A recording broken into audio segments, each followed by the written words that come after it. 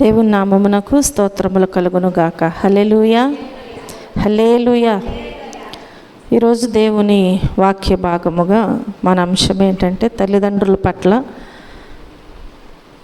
ఎవరికి వారే నా బాధ్యతను నిర్వర్తించగలుగుచున్నానా లేదా అనేది మనలను మనమే ప్రశ్న వేసుకొని, మరి దేవుని వాక్యములో తల్లిదండ్రుల పట్ల బాధ్యత కలిగి ఉంటే ఎన్నో దీవెనలు ఉన్నాయని మనందరికీ తెలుసు. ఒకవేళ దేవుని వాక్యములో తల్లిదండ్రుల పట్ల ప్రేమ కలిగి, అంటే దేవుని వాక్యం సెలవిస్తుంది కదా, తల్లిదండ్రులను సన్మానించుము అని. ఒకవేళ ఆ రీతిగా మనం జీవించకపోతే వచ్చే నష్టాలు కూడా మనందరికీ తెలుసు. ఈరోజు దేవుని వాక్యములో మత్తయి సువార్త 19వ అధ్యాయము 18వ వచనములో ఒక విషయాన్ని దేవుడు మనకు తెలియజేస్తూ ఉంటున్నారు. మత్తయి సువార్త 19వ అధ్యాయము 18వ వచనము లాస్ట్లో తల్లిదండ్రులను సన్మానించుము అని వ్రాయబడి ఉన్నది. ఏమని వ్రాయబడి ఉన్నది? తల్లిదండ్రులను సన్మానింపుము. హల్లెలూయా. చూడండి, మన జీవితంలో మనం జ్ఞాపకం చేసుకున్నట్లయితే మన నిమిత్తము, అంటే ఈ లోకములో కన్న బిడ్డల నిమిత్తము వారు ఏం చేస్తారంటే, తన జీవితాన్ని ఒక కొవ్వొత్తిలాగా, అది ఎలా కరిగిపోతూ ఉంటుందో ఈ కొవ్వొత్తిలా కరిగించి మన జీవితానికి వాళ్ళు ఏం చేస్తారంటే ఒక బంగారు బాటలు వేస్తూ ఉంటారు. ఏ తల్లిదండ్రులైనా వారి వారి శక్తి కొలది వారు బిడ్డల కోసము వారు బంగారు బాటలు వేస్తూ ఉంటారు. కాబట్టి అలాంటి వారి యొక్క ప్రేమ మనం జ్ఞాపకం చేసుకుంటే, ఈ లోకములో తల్లిదండ్రులకు మించినటువంటి ప్రేమ ఈ లోకములో ఎవరి దగ్గర కూడా మనకు దొరకదు. కనుక మనం జ్ఞాపకం చేసుకుంటే, ఒక అమ్మ సృష్టిలో ఎంతకంటే అద్భుతమైనటువంటి అందమైన పదము మరొకటి మనకి ఉండదు. కనుక తన ప్రాణాన్ని సైతము లెక్క చేయకుండా బిడ్డని ఈ లోకంలోనికి ఒక తల్లి తీసుకొస్తూ ఉంటుంది. ప్రాణాన్ని సైతం లెక్క చేయకుండా ఒక బిడ్డను ఈ లోకానికి తల్లి ఏం చేస్తుందంటే తీసుకువస్తూ ఉంటుంది. ఆ త్యాగశీలి. కానీ పుట్టిన బిడ్డను చూడగానే తనేం చేస్తుందంటే తన బాధనంతా కూడా మర్చిపోతూ ఉంటుంది. మరణము వరకు వెళ్ళి కూడా తన ప్రసవ వేదన అంతటిని కూడా ఏం చేస్తుంది, మర్చిపోయి సంతోషంలో మునిగి తేలుతూ ఉంటుంది. కాబట్టి ఈ లోకంలో మనం ఏ పని చేసినా, అంటే పుట్టినటువంటి పిల్లలు తల్లిదండ్రుల దగ్గర, ముఖ్యముగా తల్లి దగ్గర వారు ఏ పని చేసినా, ఒకవేళ అందముగా ఉన్నా లేకపోయినా కదా, అందవిహీనముగా ఉన్నా కానీ తల్లి ఏం చేస్తుందంటే తన బిడ్డ అందరికంటే ఉన్నతమైనటువంటి ఉత్తమమని చెప్పి తల్లి ఆలోచిస్తూ జీవితంలో ఖచ్చితంగా ఏదైనా సాధిస్తావని చెప్పి నమ్మే వ్యక్తి ఎవరు అంటే ఈ లోకంలో ముఖ్యంగా ప్రధానమైన వారు ఒక తల్లి అయి ఉంది. ఎంతమంది నువ్వు ఎందుకు పనికిరావు, నీ వల్ల ఏది కాదు, నువ్వు చేయలేవు అని ఒకవేళ ఈ లోకంలో ఎంతమంది అన్నా, తల్లి మాత్రం ఏం చేస్తుందంటే బిడ్డల పట్ల ఒక నమ్మకము కలిగి ఉంటుంది. నువ్వు ఈ పని చేయగలవు, నువ్వు ఇలా ఉండగలవు అని చెప్పి ఒక నమ్మకము తన జీవితంలో నుంచి బిడ్డల పట్ల వ్యక్తపరుస్తూ ఉంటుంది. హల్లెలూయా. కాబట్టి తన జీవితాన్ని బిడ్డల కొరకు ఏం చేస్తుందంటే ఒక కొవ్వొత్తిలాగా కరిగించి మన జీవితానికి ఎప్పుడు కూడా బంగారు బాటలు వేస్తూ ఉంటుంది. కాబట్టి ప్రియమైన దేవుని బిడ్డలారా, ఎన్ని తరాలు మారినా ఈ లోకంలో, ఎన్ని యుగాలు మారినా కానీ మారనటువంటి మాధుర్యము, అలాగే వెలకట్టలేనటువంటి సంపద ఎవరైనా ఉన్నారా అంటే తల్లి మాత్రమే. చాలామంది మనం జ్ఞాపకం చేసుకుంటాం, తల్లిదండ్రులు ఉన్నప్పుడు వారి విలువ వారికి తెలియదు. వాళ్ళు చనిపోయిన తర్వాత వారి విలువ తెలుసుకుంటూ ఉంటారు. బ్రతికున్నప్పుడే తల్లిదండ్రుల పట్ల ప్రేమ కలిగి దేవుని వాక్యం సెలవిచ్చినట్లుగా దేవుని వాక్యములో మనం చదివేము, తల్లిదండ్రులను సన్మానింపుము అని సెలవిస్తుంది. కాబట్టి బ్రతుకున్నప్పుడే మనము వారి పట్ల ఒక విశ్వాసము, ఒక ప్రేమ కదా, ఒక నమ్మకము కలిగి, ఒక బాధ్యత కలిగి మనం జీవించినట్లయితే చనిపోయిన తరువాత కూడా మనము బాధపడవలసిన అవసరము ఉండదు. అంటే నా వంతులో నేను నా తల్లిదండ్రుల పట్ల నా వంతులో నేను ప్రేమ చూపించాను అనేటువంటి ఒక నిశ్చయత మనకు ఉంటుంది. కాబట్టి ప్రియమైన దేవుని బిడ్డలారా, ఈ లోకంలో మనం చూస్తూ ఉంటాం, ఒక తల్లి 10 మంది పిల్లల్ని కని పెంచి పోషిస్తుంది. 10 మంది పిల్లల్ని కని పెంచి పోషిస్తుంది. కానీ ఆ 10 మంది పిల్లలు ఒక తల్లిని మాత్రం పోషించలేనటువంటి పరిస్థితి. 10 మంది పిల్లల్ని కని పెంచి పోషించే సమయంలో తను తిన్నదా తినలేదనేది ఏమాత్రం ఆలోచన ఉండదు ఆ తల్లికి. ఈ 10 మంది పెరిగి పెద్దవారైన తర్వాత ఒక్క తల్లిని పోషించటానికి ఆ ఒక్క తల్లిని వారు పోషించలేనటువంటి పరిస్థితి మనకి లోకంలో చాలా విషయాలలో మనం చూస్తూ ఉంటున్నాం. అట్లా అని చెప్పి మనం జ్ఞాపకం చేసుకుంటే ఆ తల్లిని పోషించలేని స్థితిలో ఒకవేళ వారు ఉన్నారా? ఆ స్థితి వారికి ఉన్నదా అంటే వారి ఆర్థిక పరిస్థితులు మాత్రం కానే కాదు. అలా అని చెప్పి మనం అట్లా ఆలోచించడానికి కూడా వీల్లేదన్నమాట. దేవుని వాక్యం అయితే ఏమంటుంది? తల్లిదండ్రులను సన్మానించండి. తల్లిదండ్రులను సన్మానించటం అంటే మనం జ్ఞాపకం చేసుకుంటే వారున్న పరిస్థితుల్లో వారి కనీస అవసరాలను గుర్తించి వాటిని తీర్చగలగటమే సన్మానించటం. సన్మానించటం అంటే మనం అనేక మంది దగ్గర ఏదో వారిని పొగడటం కాదు, లేదంటే ఏదో పార్టీల్లోనో ఏదో వారిని సన్మానించటం, శాలువా కప్పి దండలు వేసి ఇదని కాదు. వారికి ఉన్నటువంటి పరిస్థితుల్లో, వారున్న పరిస్థితుల్లో కనీస అవసరతలు వారికి ఎక్కువ ఇవ్వమని కూడా కాదు, వారు కోరుకోరు కూడా. కనీస అవసరతలు వారికి ఏమున్నాయా అని చెప్పి వాటిని మనము గుర్తించాలి. వాటిని మనం ఏం చేయాలి? గుర్తించి వాటిని తీర్చగలగటమే తల్లిదండ్రులను సన్మానించటము. కాబట్టి వారు మన నుండి ఆశించేది కూడా అదే అని కూడా మనం జ్ఞాపకం చేసుకోవాలి. వెండి బంగారాలు వారేమీ ఆశించరు. కనుక ప్రియమైన దేవుని బిడ్డలారా, నేటి దినాల్లో అట్లాంటి పరిస్థితులు కరువయ్యాయని మరి నిస్సందేహంగా చెప్పవచ్చు అన్నమాట. అలాంటి పరిస్థితులు వారికి ఏ అవసరత ఉంది, వారు ఏ స్థితిలో ఉన్నారు అనేది ఆలోచన చేసేవారు చాలా తక్కువ మంది ఉన్నారని మనం జ్ఞాపకం చేసుకోవచ్చు. ఎందుకంటే పిల్లలుండి కూడా వారు మంచి హోదాలో ఉండి కూడా, స్థితిలో ఉండి కూడా అనాథులుగా మారి వృద్ధాశ్రమములో కాలం గడుపుచున్నటువంటి తల్లిదండ్రులు చాలామంది ఉన్నారు, చాలామంది ఉంటున్నారు.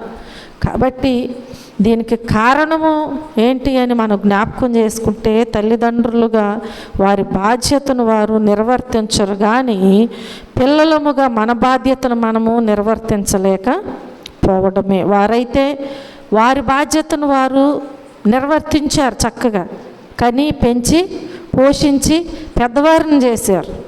కానీ పెరిగి పెద్దవారైనటువంటి పిల్లలు తల్లిదండ్రుల యొక్క బాధ్యతను మర్చిపోతూ ఉంటున్నారు. కనుక వారేమాత్రము కూడా వారి యొక్క బాధ్యతను వారు నిర్వర్తించలేకపోతున్నారు అని మనం జ్ఞాపకం చేసుకోవాలి.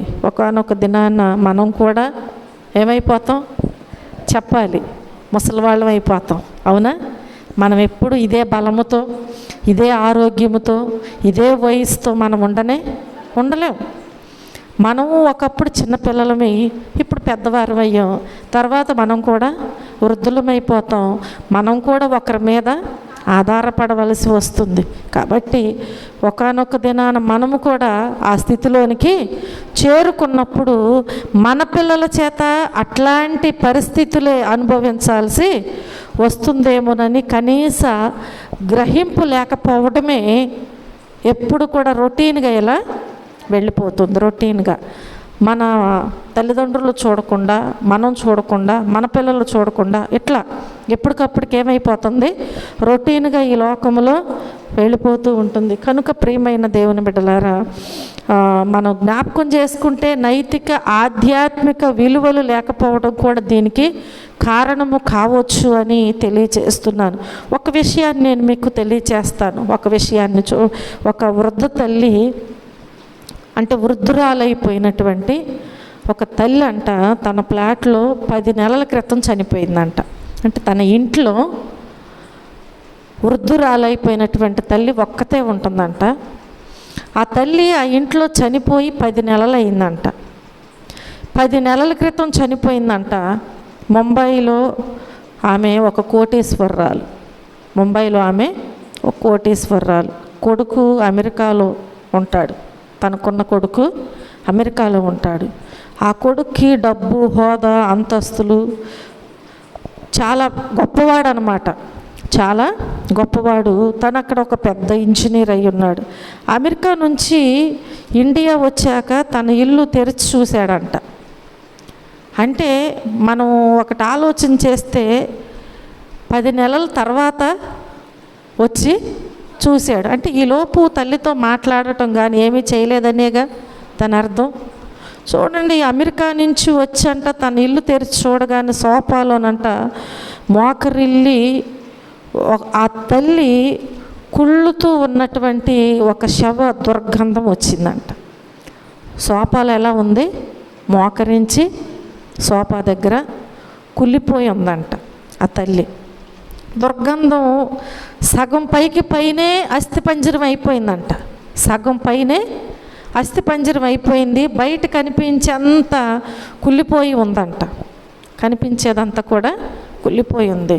చూడండి, కొడుకు చాలా బిజీ లైఫ్ అన్నమాట.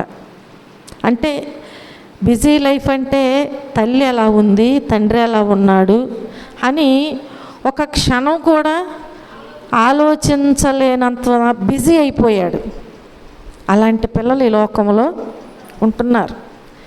అట్లా తను ఏం చేస్తున్నాడంటే, ఎంతంటే తల్లికి 1 నిమిషం కూడా మాట్లాడలేనంత ఈ మహానుభావుడిని మనం జ్ఞాపకం చేసుకుంటే, ఒక 5 సంవత్సరాల తర్వాత అంట దరిదాపు 18 నెలల నుంచి తల్లికి తను అసలు కాలే చేయలేదంట. 18 నెలల నుంచి తల్లికి అసలు ఫోనే చేయట్లేదంట. ఫోన్ చేయట్లేదంట, మాట్లాడట్లేదంట ఏమాత్రం కూడా. ఇది పేపర్లో వచ్చినటువంటి యథార్థ సంఘటనే. కాబట్టి మనం జ్ఞాపకం చేసుకుంటే అసలు ఎటుపోతున్నాయి మానవత విలువలు కదా. ఒక్క తల్లి ఇంట్లో ఒక్కతే ఉంటుంది, వృద్ధురాలు కదా. అన్ని నెలలు ఎలా మాట్లాడుకోకుండా ఉన్నాడు? ఆ కొడుకు అంత బిజీ లైఫ్కి వెళ్ళటానికి, అంత కోటీశ్వరుడు అవ్వటానికి కారణం ఎవరు? చదివిస్తేనే కదా తల్లి అంత దూరం వెళ్ళేది. చూడండి, ఎంత కష్టపడి మరి తన బిడ్డను అంతగా తీసుకొచ్చింది. ఆ తరువాత తల్లి మాత్రం ఆయనకు జ్ఞాపకం లేదు. కాబట్టి ఈ మానవత విలువలు నాకైతే అసలు ఏమీ అర్థం కావట్లేదు. ఇలాంటివి మనం వింటే చూస్తే చాలా భయం వేస్తుంది. మన మధ్యలోనే చాలామంది తల్లిదండ్రులకు ఇలాంటి పరిస్థితులు ఎదురవుతూ ఉంటున్నాయి.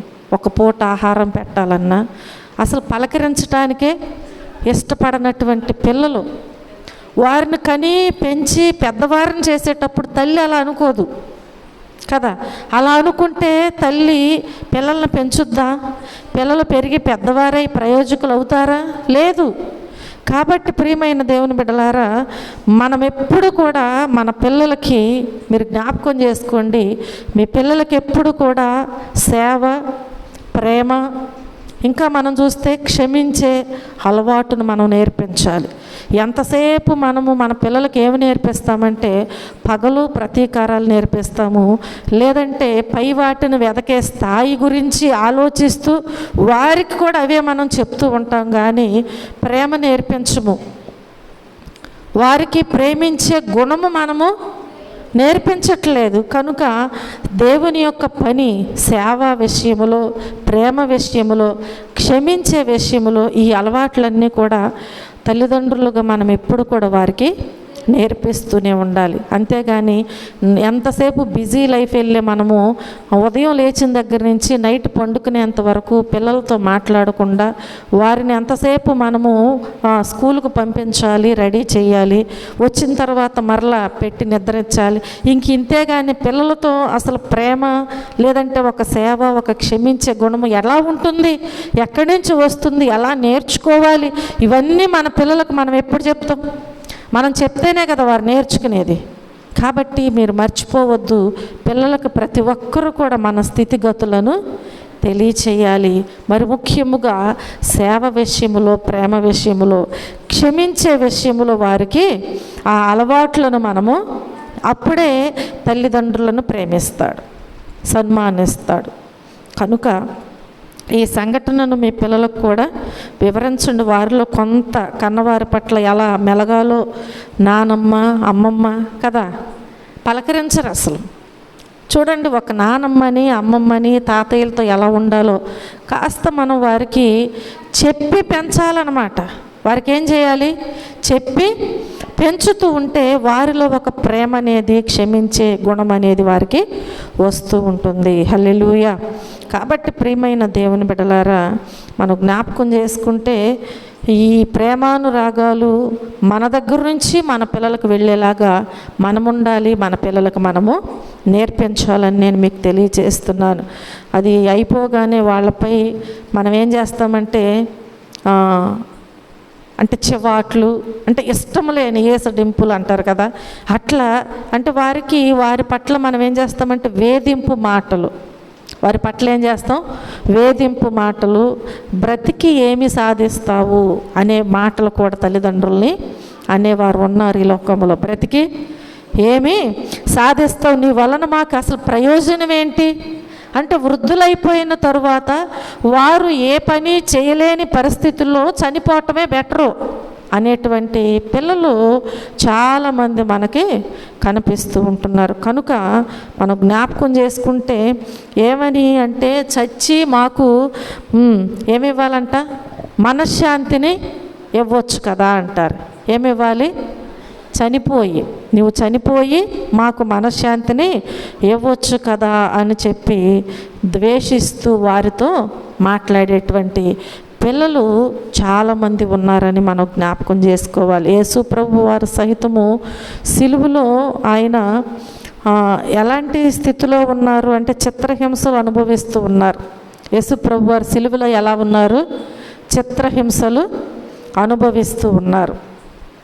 ఈ చిత్రహింసలు అనుభవిస్తూ కూడా ఆయన బాధ్యతను నెరవేర్చగలిగారు.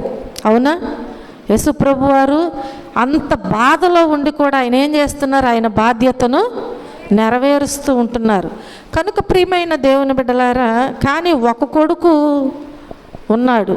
మనం జ్ఞాపకం చేసుకుంటే 9 మాసాలు మోసి తనను ప్రేమగా పెంచి తన కోసం తన తల్లి పడిన కష్టాలను గుర్తించి తనేం చేస్తున్నాడంటే తన తల్లిని కన్నీటితో గుర్తించి, అయ్యో నేను లేకుంటే నా తల్లి బాధ్యత ఎవరో చూసుకుంటారు, నేను లేకపోతే నా తల్లి బాధ్యత ఎవరు చూసుకుంటారు అని చెప్పి అని తన తల్లి హృదయాన్ని ఎరిగి చక్కగా అక్కడ అంత బాధలో ఉండి ఆయన మాట్లాడుతున్నారు.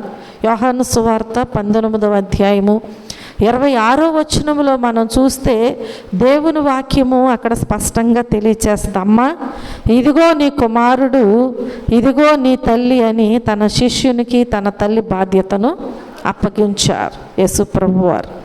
యేసుప్రభువు నా రక్షకుడు, నా విమోచకుడు అని ఆయనను ఆరాధిస్తూ నేను క్రైస్తవుడిని, క్రైస్తవురాలిని అని చెప్పుకుంటున్నటువంటి ప్రియమైనటువంటి దేవుని బిడ్డలారా, తండ్రి అని పిలుస్తున్నటువంటి నీ తండ్రి అంటే యేసు ప్రభువు వలె నీ తల్లిదండ్రుల పట్ల నీవు కూడా ఏం కలిగి ఉండాలి? బాధ్యత కలిగి వ్యవహరిస్తున్నావా?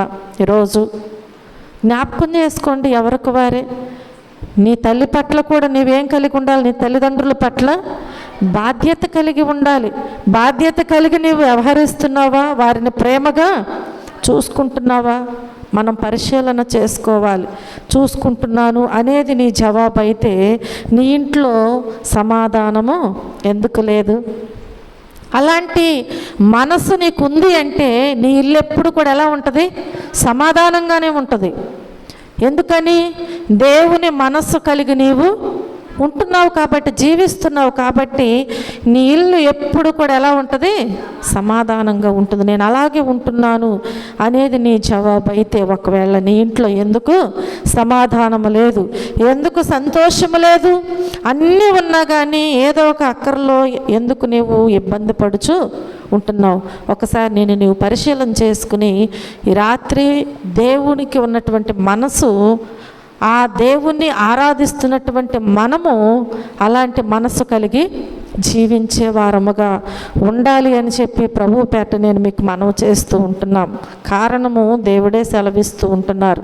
చూడండి, నిర్గమకాండము 20వ అధ్యాయము 12వ వచనములో మనకేమని సెలవిస్తుంది అంటే, నీ దేవుడైన యెహోవా నీకు అనుగ్రహించు దేశములో నీవు దీర్ఘాయుష్మంతుడు వగునట్లు నీ తండ్రిని నీ తల్లిని సన్మానించుము. హల్లెలూయా.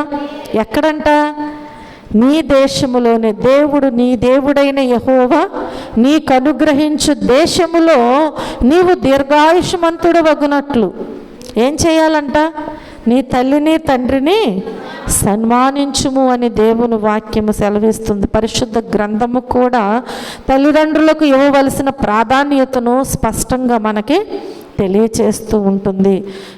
దేవుని వాక్యములో మనం చూస్తే ఎఫెసీయులకు రాసిన పత్రిక 6వ అధ్యాయము 1వ వచనములో తెలియచేయబడద్దు కదా, పిల్లలారా ప్రభువునందు మీ తల్లిదండ్రులకు విధేయులయ్యుండుడి. హల్లెలూయా.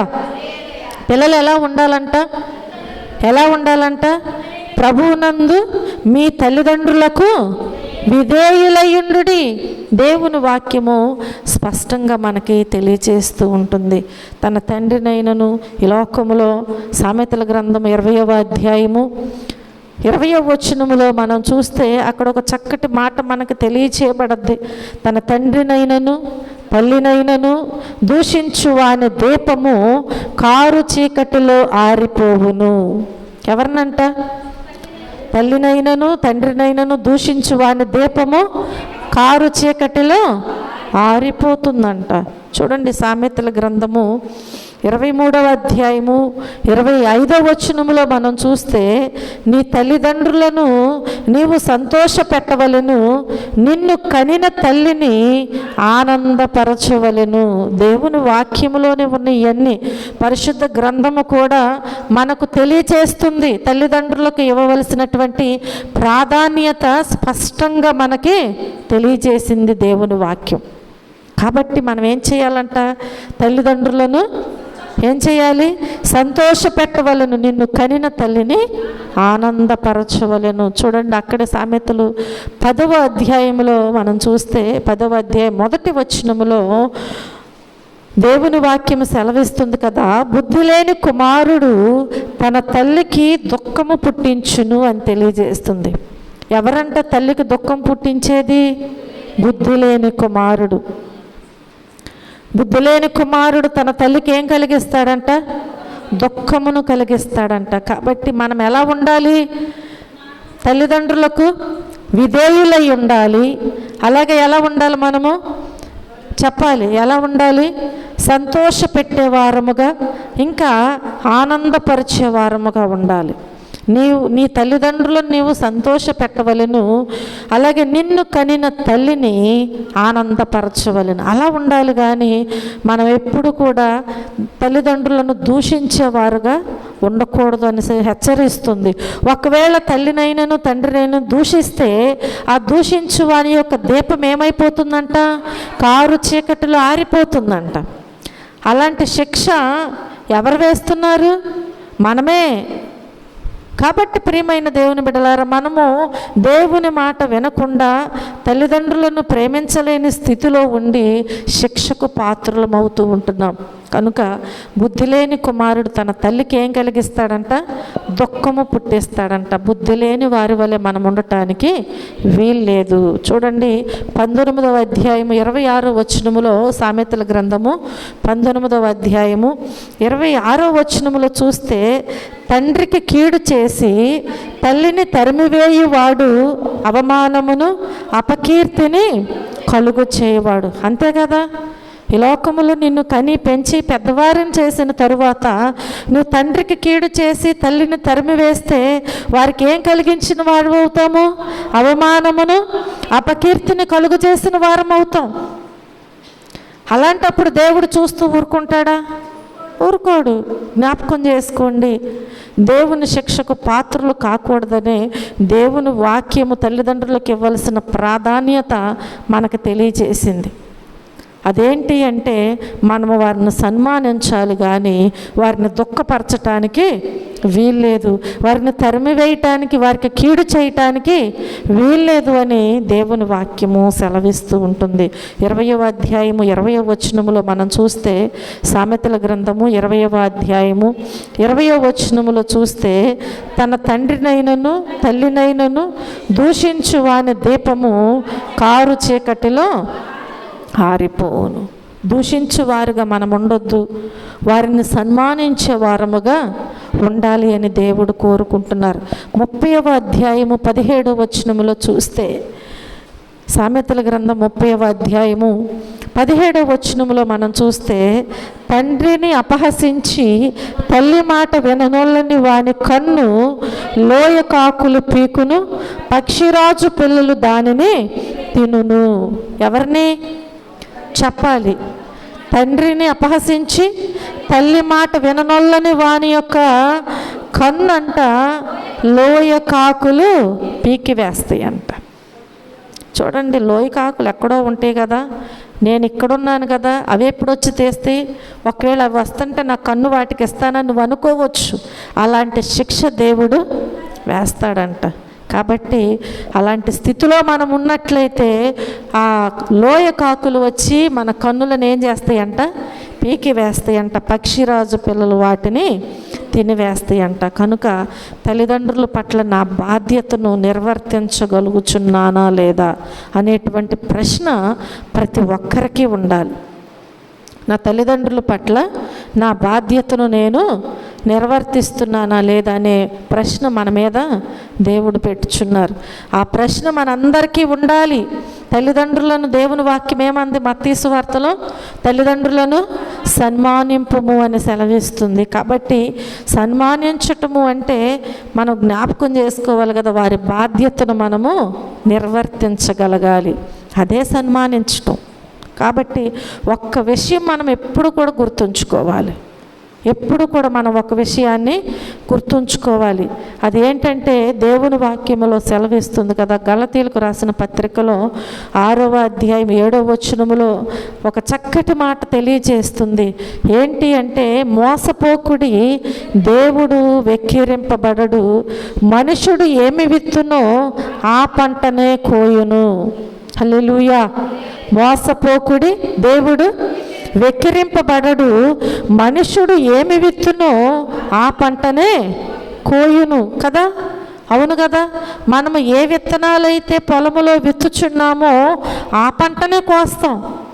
అంతేకాని మనం విత్తింది ఒక విత్తనం అయితే వేరొక పంట ఆశించటానికి వీల్లేదు. చూడండి, ఒక కొబ్బరి చెట్టు నుంచి ఖర్జూరాలు కావాలని ఆశించవచ్చా? ఆశించటానికి వీల్లేదు. కాబట్టి మనము ఏదైతే విత్తుతున్నామో తిరిగి మరలా అదే పంటను కోస్తామనేది అది గ్యారంటీ అని చెప్పి దేవుని వాక్యము మనల్ని హెచ్చరిస్తూ మనకి తెలియచేస్తూ ఉంటుంది. ఒకవేళ మన తల్లిదండ్రులను మనము నిర్లక్ష్యం చేసిన వారుగా ఉంటే ఏమవుతుంది? ఒక్కసారి జ్ఞాపకం చేసుకో. దేవుని వాక్యములో చూస్తాం కదా, ఒకానొక దినాన మనము చేసినది మన నెత్తి మీదకే వస్తుంది, అది రాబోతుంది. ఇప్పుడే ఒకవేళ వస్తే మనం ఏం చేస్తాం కదా? నిర్లక్ష్యం చేయొద్దు. నిర్లక్ష్యం చేస్తే అప్పుడు నిర్లక్ష్యం చేయబడతాం మనం, దానిలో సందేహమే లేదు. ఇప్పుడు నీవు నిర్లక్ష్యం చేస్తే అప్పుడు మన పిల్లలు మన విషయంలో నిర్లక్ష్యం చేస్తారు. దీంట్లో సందేహం ఏమీ లేదు. చూడండి, దేవుని వాక్యంలో మనం చూస్తే ఓబద్య గ్రంథము చిన్న ప్రవక్తల్లో ఉంటుంది. ఓబద్య గ్రంథము 1వ అధ్యాయము 15వ వచనములో మనం చూస్తే దేవుని వాక్యము సెలవిస్తుంది కదా, యెహోవా దినము అన్యజనులందరి మీదికి వచ్చుచున్నది, అప్పుడు నీవు చేసినట్టే నీకును చేయబడును, నీవు చేసినదే నీ నెత్తి మీదికి వచ్చును. కనిపించిందా? చిన్న ప్రవక్తల్లో ఉంటుంది. హోషేయ, యోవేలు, ఆమోసు, ఓబద్య.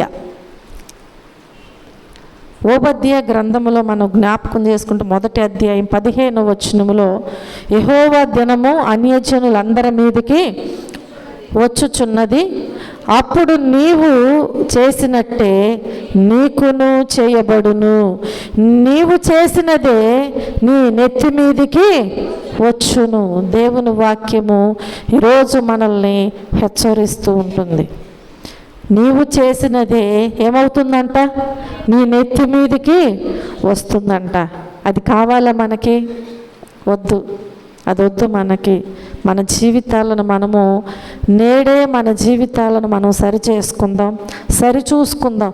ఒకవేళ అలాంటి జీవితంతో ఉన్నట్లయితే మనం ఏం చేయాలి? సరి చేసుకోవాలి. దేవుడు ఆయన వాక్యము ద్వారాగా మనల్ని హెచ్చరిస్తున్నప్పుడు, లేదంటే మనకు తెలియచేస్తున్నప్పుడు, ఇది కరెక్ట్ కాదు అని మనతో మాట్లాడినప్పుడు మనం ఏం చేయాలి? సరి చేసుకోవాలి. ఆ దినము మన మీదకి రాకుండా ఉండునట్లుగా మనము సరి చూసుకోవాలి. ఆ దినము రాకముందే మనం ఏం చేయాలి? అది ఒకవేళ నీవు చేసినట్టు నీకు చేయబడుతుంది, అలాగే నీవు చేసినదే నీ నెత్తి మీదకి వస్తుంది అని సెలవిస్తుంది. కనుక మన జీవితాలను మనము నేడే సరిచూసుకుందాం. బిడ్డలుగా మన బాధ్యతను మనం ఏం చేయాలి? చెప్పాలి. ఏం చేయాలి? నెరవేర్చాలి. బిడ్డలుగా ఎప్పుడు కూడా మన బాధ్యతలను మనము నెరవేర్చుదాం. కాబట్టి ఈ రాత్రికాల సమయంలో అవమానము రాకముందే కదా, దేవుని వాక్యాలు చాలా చూసాం మనం. అవమానము రాకముందే, అంతేకాదు నీ దీపము ఆరిపోకముందే, నీ జీవనాధారము పోకముందే, ఆరోగ్యము క్షీణించకముందే, నీ కుటుంబము మొక్కలు అవ్వకముందే, నీ బ్రతుకుని ఆలోచన విధానాన్ని సరి చేసుకుని మనం ఏం చేయాలి అంటే నీ తల్లిదండ్రులను గౌరవించు, ప్రేమించు, వారి పట్ల బాధ్యత కలిగి వ్యవహరించి నీ దేవుని యొక్క ఆశీర్వాదాలను నీవు సమృద్ధిగా పొందుకో. దేవుడిచ్చిన వాక్యాన్ని దీవించి ఆశీర్వదించునుగాక. ఆమేన్. ప్రార్థన చేసుకుందాం. ఈ రాత్రి దేవుడు మనతో మాట్లాడి ఉన్నారు. ఆయన అనేకమైనటువంటి విషయాలు మనకు తెలియచేసి ఉన్నారు. మన తల్లిదండ్రుల పట్ల మనము బాధ్యత కలిగి జీవించాలి అని మనతో మన దేవుడు మాట్లాడి ఉన్నారు. దేవుని మాటలు విన్నటువంటి మనము నిర్లక్ష్యముగా ఉండటానికి వీల్లేదు. ఎందుకంటే పిల్లలారా, ప్రభువునందు మీ తల్లిదండ్రులకు విధేయులై ఉండమని సెలవిస్తుంది దేవుని వాక్యం. అవిధేయులుగా మనం జీవించకూడదు. ఒకవేళ బుద్ధి లేని కుమారుడుగా మనం ఉన్నట్లయితే మన తల్లికి మనం దుఃఖం పుట్టించిన వారం అవుతాం. అలాంటి జీవితముతో ఉన్నట్లయితే దేవుని వాక్యము సెలవిచ్చింది కదా, నీవు చేసినట్టే నీకును చేయబడును, నీవు చేసినదే నీ నెత్తి మీదకి వచ్చును. అవునయ్యా, ఒకవేళ తండ్రికి కీడు చేసి తల్లిని తరిమివేయి వారిగా ఉంటే అదే మా మీదకి వస్తుంది అంటున్నావు. కాబట్టి నా ప్రభు, తండ్రిని అపహసించి తల్లి మాట విననొల్లని వాని యొక్క జీవితంలో అదే జరుగుతుందని సెలవిస్తున్నావు. కనుక మేము ఎల్లప్పుడూ కూడా నాయన మీకు లోబడే వారముగా ఉండునట్లు మీ సహాయము మాకు దయచే ప్రభు అని దేవుని దగ్గర ప్రార్థన చెయ్యి. అలాంటి మనసు మాకు దయచే ప్రభు అని దేవుని అడగండి. దేవుడు తప్పకుండా సహాయము చేస్తారు. ఈ రాత్రికాల సమయంలో ప్రభువు మనతో మాట్లాడి ఉన్నారు. నువ్వు ఏదో ఇవ్వాలి అని కాదు వారు కోరుకునేది, వారిని సింహాసనం ఎక్కించాలని కాదు వారు కోరుకునేది. వారి అవసరతలను గుర్తించి వారితో ప్రేమగా మాట్లాడు, వారిని ప్రేమించు.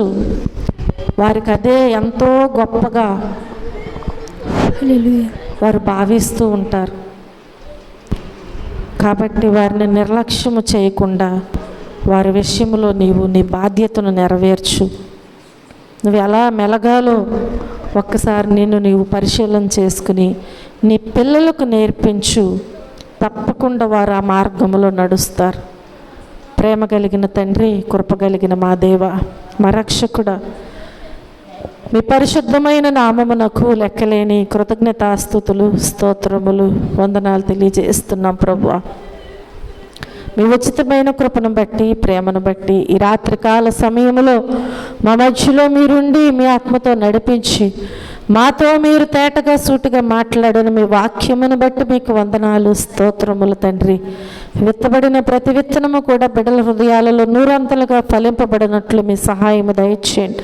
విన్న వాక్యాన్ని విడిచిపెట్టకనైనా హృదయంలో భద్రపరుచుకుని తిరిగి నెమరవేసుకునేటువంటి జ్ఞానము, జ్ఞాపక శక్తిని ప్రతి ఒక్కరికి మీరు దయచేయండి. వాక్యానుసారముగా జీవించే మంచి జీవితాలునైనా ప్రతి ఒక్కరికి మీరు నేర్పించమని అడుగుచున్నాను తండ్రి. మీకు వందనాలు, స్తోత్రములు, స్తోత్రములయ్యా. ఈ రాత్రి నా ప్రభువా అయ్యా, బలహీనులను బలపరచండి, వ్యాధిగ్రస్తులను స్వస్థపరచండి, అవసరతలో ఉన్న వారికి మీ సహాయమును దయచేయండి. కుటుంబాల్లో శాంతి, సమాధానము, నెమ్మది, ఐక్యత దయచేయండి. రక్షణ లేని బిడ్డలకు మీ రక్షణ భాగ్యమును దయచేయండి అయ్యా. రక్షించబడిన బిడ్డల మీ యందు భయభక్తులు కలిగి మీ మార్గములో నడుచుకునే వారుగా ఉండటానికి సహాయము దయచేయండి.